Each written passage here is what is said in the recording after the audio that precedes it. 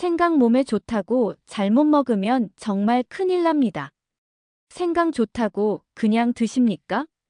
이것 반드시 알고 드셔야 합니다. 여러분 생강이 우리 몸에 좋다는 것 다들 알고 계시죠? 하지만 생강을 먹어서 건강에 이점이 있는 사람도 있지만 생강을 먹으면 정말 위험한 사람들이 있습니다. 영상에 들어가기 전에 좋아요, 구독, 알림 설정 부탁드립니다. 오늘은 생강의 효능뿐 아니라 생강을 먹어서 좋은 사람과 생강을 먹으면 건강을 해칠 수 있는 사람은 어떤 사람들이 있는지 알아보겠습니다. 여러분은 생강의 장단점을 알고 드시고 계십니까? 생강과 건강은 중국 위생부에서 규정하는 약식 동원 품목입니다. 생강은 전 세계에서 널리 재배되는 일종의 뿌리 줄기류 향신료로서 중국과 아시아에서는 일종의 전통적 약용식물로 다양한 양리 활성이 있어 임상에서 빈번하게 응용되어 왔습니다. 생강은 그 내원이 다양하고 가격도 저렴하여 약식 공용으로 사용되므로 연구와 개발에 대한 가치가 크다고 합니다. 현재 중국의 사천에는 이미 생강의 대규모 재배단지가 조성되어 있으며 생강에 함유되어 있는 진계럴 성분은 생강의 매운맛을 내는 성분을 총칭하며 여러 종의 물질이 혼합된 혼합물로 건위와 항위궤양, 간보호 및 이담, 강심, 중추신경 억제, 항종양, 진통, 항염 등 다양한 양리작용이 있다고 합니다. 또한 생강을 대표하는 성분으로서 진계롤에 대한 심도 있는 연구가 진행되어야 할 것입니다. 생강이 몸에 좋다는 건 여러분들은 모두 익히 들어서 알고 계시죠? 이런 생강을 가장 손쉽게 섭취할 수 있는 방법은 바로 생강차를 마시는 것입니다. 생강에 들어있는 진저롤 성분에는 항염과 진통작용이 있습니다. 생강의 여러 효소와 성분 중 이것을 섭취할 경우 1. 체중 감소. 생강은 따뜻한 음식이라는 말을 자주 하는데요.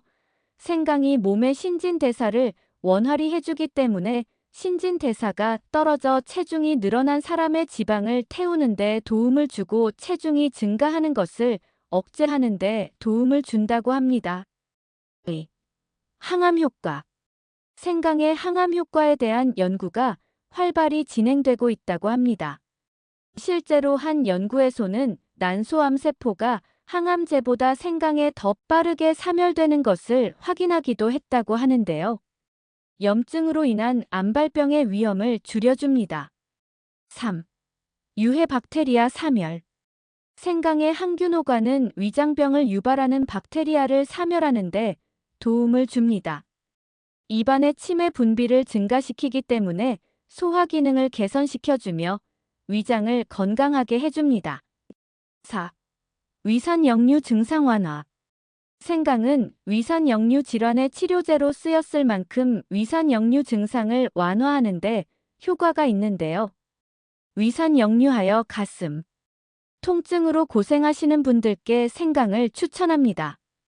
또한 장의 염증을 줄여주기 때문에 장 건강에 도움이 되며 메스꺼움을 감소시키는 효능도 있습니다. 그래서 입덧과 참얼미를 완화시켜줍니다. 5. 다양한 염증 완화. 생강은 몸속 염증을 완화시켜주는 항염 효과가 뛰어납니다. 관절염이나 만성염증으로 고통을 겪고 있는 사람들의 염증 완화 및 통증까지 완화해 주는 효능이 있습니다. 6. 두통, 근육통 완화. 생강의 함염, 진통 효과는 두통과 근육통 등의 진통 완화에 도움이 됩니다. 꾸준히 섭취한다면 만성두통으로 시달리시는 분들에게 동효과가 있다고 합니다. 그 외에도 갱년기 우울증을 극복하는 데도 좋으며 몸속 냉기를 제거하는 데에도 탁월한 효능이 있다고 하니 이렇게 좋은 생강을 안 먹으면 너무 손해라는 생각이 듭니다. 하지만 아무리 몸에 좋다고 해서 먹는다 하여도 피해야 할 사람들이 있습니다. 생강을 절대 먹으면 안 되는 사람. 몸에 좋은 생강을 주의해서 먹어야 하는 사람이 있다고 하는데요. 어떤 사람들이 생강을 드실 때 주의해야 하는지 알아보겠습니다. 첫 번째, 생강은 위액 분비를 촉진시키고 위장 운동을 활발히 해주는데요. 그런데 이런 작용이 심한 위염 환자나 위궤양 환자의 경우 위장 점막에 손상을 줄 수 있으므로 먹지 말아야 한다고 합니다. 두 번째, 생강 섭취를 주의해야 하는 사람은 임산부입니다. 생강이 입덧 완화에 도움이 된다고 앞서 설명했지만 입덧을 넘긴 임산부에게는 자궁 수축을 유발할 수도 있기 때문에 피해야 할 음식입니다. 세 번째는 생강 섭취를 주의해야 하는 사람은 당뇨제를 복용하고 있는 사람입니다. 생강을 혈당 수치를 떨어뜨리는 아주 좋은 천연 치료제로 쓰이는 식품입니다. 그래서 당뇨제를 이미 복용하고 있는 사람은 생강을 과량 복용할 경우에는 이중으로 혈당을 떨어뜨릴 위험이 있기 때문에 세심한 주의가 필요합니다.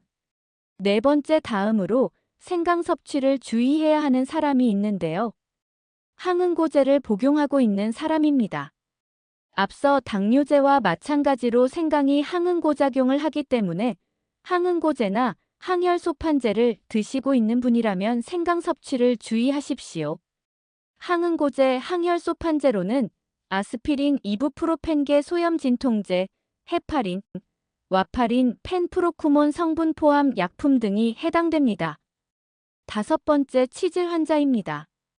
치질 환자가 장기간 생강을 복용할 경우 혈관이 확장되어 질환이 더 악화될 수 있어 위험하니 조심해야 합니다.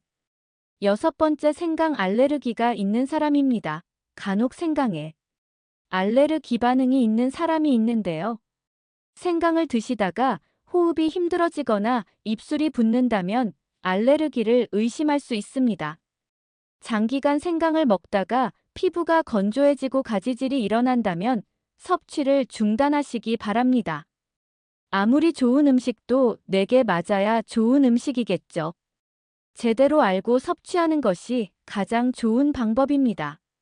계절 상관없이 생강을 즐기기 위해서는 생강이 많이 나는 제철에 준비해서 즐기시면 좋을 생강청 만들기를 알려드리겠습니다. 이렇게 몸에 좋은 생강을 그냥 생으로 먹기엔 부담스러운 것은 사실입니다. 그래서 먹기 좋은 형태의 생강청을 만들어 두면 겨울철 한파가 몰아친다 하여도 든든하며 따뜻해질 것입니다.